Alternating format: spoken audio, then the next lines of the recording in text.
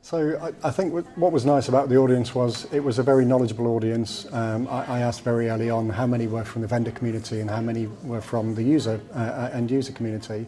And I think it was very heavily biased, sort of 80% to end users. So there's clearly a lot of interest around securing CNI.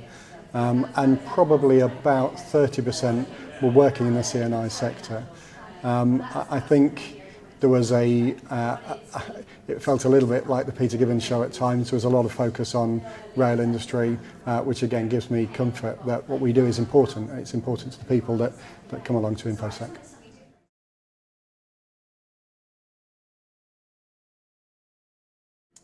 There was a lot of conversation around the need to control systems that historically haven't been thought of as needing security. So that transition between what historically was an engineered system and is now an IT system.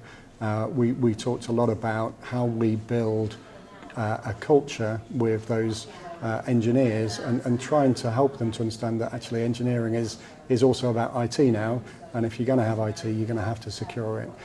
It's no longer possible to have that standard routine of build a system, stick it on a chip, put it into a rack and leave it there for the next 20 years. That's just not the way that technology is these days.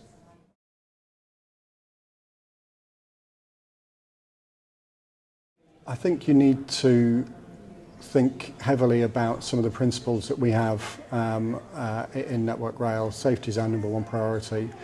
So all of our systems, be they IT systems or engineered systems, are designed to fail safe.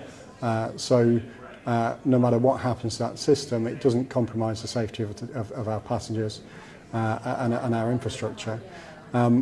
Part of the way to do that, and something that I think will be a growing trend in IT security and CNI systems, is the use of behavioural analytics.